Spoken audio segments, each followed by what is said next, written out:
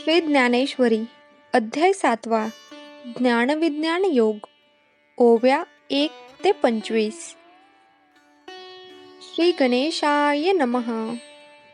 ऐका मग तो श्री अनंतू पार्था ते असे म्हणतू, पैगा तू योगयुक्तू झालासी आता.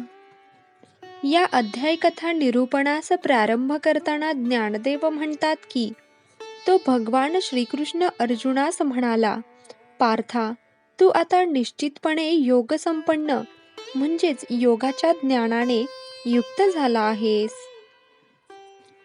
मज समग्रा ते जाणसी ऐसे, आपुलिया तळहातीचे रत्न जैसे, तुझ ज्ञान सांगेन तैसे विज्ञानेसी. हे अर्जुना, मी तुला आता असे ज्ञान देणार आहे, ब्रह्मज्ञान आणि प्रपंच ज्ञान सांगणार आहे, जेणेकरून तुला माझी एखाद्या रत्नाप्रमाणे अचूक पारख होईल. तू मला पूर्णपणे जाणशील. एथ विज्ञाने काय करावे, ऐसे घेसी जरी मनोभावे, तरी पै आधी जाणावे तेची लागे. माझे स्वरूप ज्ञान जाणून घेताना या प्रपंच ज्ञानाची व विज्ञानाची ओळख करून घेणे गरजेचे आहे का, असं तुला वाटेल. पण जोवर तू विज्ञान समजून घेणार नाहीस, तोवर ज्ञान नेमकेपणाने कळणार नाही. मग ज्ञानियाची ये वेळे, झांकती जाणीवेचे डोळे, जैसी तिरी नाव नढळे, टेकली सांती. ज्याप्रमाणे किनाऱ्याला टेकलेली नाव पुढे जात नाही, तशीच माणसाची बुद्धी ही स्वरूप ज्ञानापाशी स्थिरावते, कुंठित होते. तैसे जाणीव जे थणरी घे, विचार मागुता पाऊली निघे, तर्कू आयणी नेघे अंगी जयांच्या. बुद्धी मागे फिरली किंवा थांबली की विचारही मागे फिरतात आणि मग तर्काचे चातुर्यही पुढे चालत नाही. अर्जुना तया नाव ज्ञान, येर प्रपंचू हे विज्ञान, तेथ सद्बुद्धी ते अज्ञान, हेही जाण. पार्था, आत्मस्वरूपाला मला जाणून घेते ते ज्ञान आणि बाकीचे सर्व ते प्रपंच ज्ञान म्हणजेच विज्ञान आहे. आता अज्ञान अवघे हरपे, विज्ञान निशेष करपे, आणि ज्ञान ते स्वरूपे होऊनी जाईजे. जेव्हा अभ्यासकाच्या ठाईचे अज्ञान नाहीसे होते, तेव्हा विज्ञान संपूर्णतः जळून जाते. मग मागे जे उरते तेच शुद्ध ज्ञान.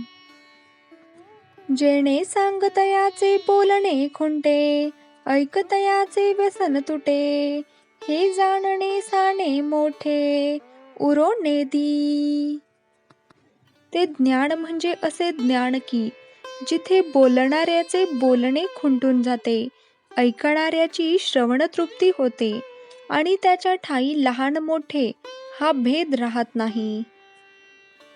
ऐसे वर्मजे गूढ, ते कीजेल वाक्यारूढ, जेणे थोडे न पुरे कोड बहुत म्हणींचे. ज्यांच्या योगे ऐकणाऱ्याच्या मनातील अनेक हेतू उद्देश हे पूर्ण होतील, असे गूढ ज्ञान मी तुला साध्या आणि सोप्या शब्दांमधून आता सांगणार आहे. पैगा मनुष्यांची या सहस्तशा, माझी विपाईले याची दिवसा, तैसे या दिवसे करा बहुवसा, माझी विरळा जाणे. अर्जुना, हजारो लोकांमध्ये एखादाच असा असतो की ज्याला हे शुद्ध ज्ञान प्राप्त करून घेण्याची इच्छा असते. मला जाणणारा पुरुष हा विरळाच असतो. जैसा भरले या त्रिभुवना, अंतू एक एकू चांगू अर्जुना, निवडुनी की जे सेना लक्षवरी. पार्था, ज्याप्रमाणे एक एक उत्तम सैनिक निवडावा आणि लक्षावधीची फौज उभी करावी, की तयाही पाठी जे वेळी लोह मासा ते घांटी, ते वेळी विजयश्रीयेच्या पाटी एकुची बैसे. आणि प्रत्यक्ष युद्धाचे वेळी जेव्हा प्रत्यक्ष शस्त्राचे वार अंगावर घेण्याची वेळ येते तेव्हा एखाद्यालाच विजय मिळतो. तैसे आस्थेच्या महापुरी रिघता ती कोटीवरी. परिप्राप्तीच्या पैलतिरी विपाईला निघे. त्याचप्रमाणे माझ्या ज्ञानप्राप्तीसाठी कोट्यावधी जीव आस्थेच्या पुरात उड्या मारतात, पण त्यांच्यातील एखादाच पैलतीरापर्यंत जाऊन पोहोचतो. तसा एखादाच माझ्या स्वरूपापर्यंत येऊन मिळतो. म्हणून सामान्य गाणो हे सांगता वडील गोठी आहे. परी ते बोलणे येईल पाहे, आता प्रस्तुत ऐके. म्हणून माझे स्वरूप ज्ञान जाणणे ही फार वेगळी गोष्ट आहे. त्याचा आपण थोडा नंतर विचार करू. आता मी तुला विज्ञान म्हणजे नेमके काय ते सांगतो, ते ऐकून घे. तरी अवधारी गा धनंजया, हे महदादिक माझी माया.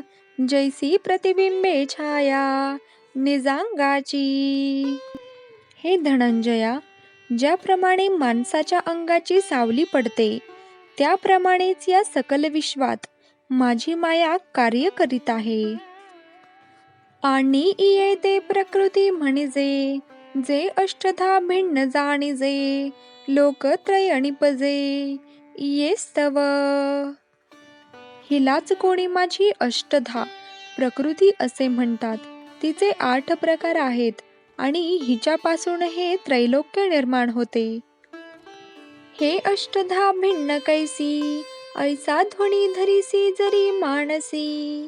तरी तेची गा आता परियेसी विवंचना. ही 8 प्रकारांनी कशी निराळी आहे अशी शंका जर तुला मनात आणशील तर तोच विचार सांगतो ऐक. आप तेज गगन मही मारुत मन. बुद्धी अहंकारू हे भिन्न 8 भाग. पाणी, अग्नी, पृथ्वी, प्रकाश, मन, वारा, बुद्धी आणि अहंकार असे त्या प्रकृतीचे 8 प्रकार सांगता येतील. या 8ची जे साम्यावस्था ते माझी परम प्रकृती पार्था. तिये नाम व्यवस्था जीवू ऐसी. अर्जुना, या 8 भागांची जी साम्य स्थिती म्हणजेच तिचे एकत्रीकरण तीच माझी परम प्रकृती समजावी. तिलाच जीव असे म्हणतात. जे जडा ते जीववी, चेतणे ते चेतवी.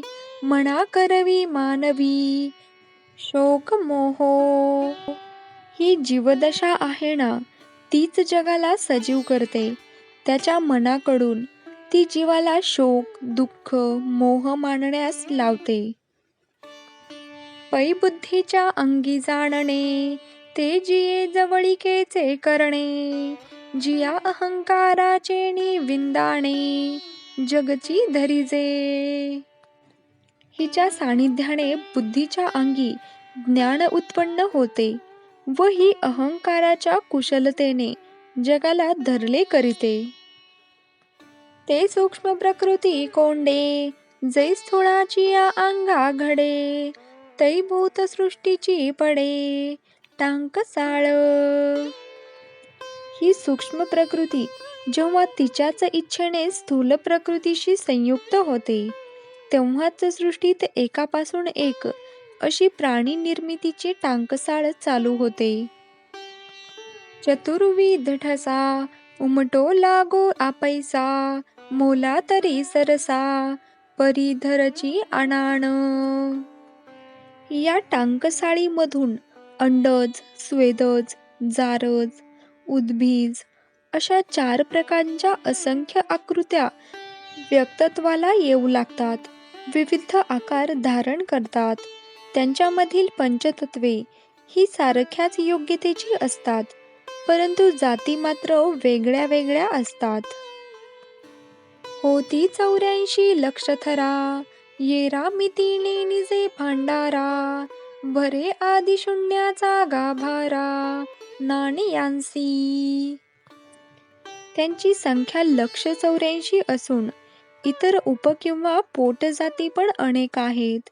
अशा असंख्य नाण्यांनी हे जग भरून गेले आहे. ऐसे एक तुके पांच भौतिक, पडती बहुवसटांक, मग तिये समृद्धीचे लेख, प्रकृतीची धरी.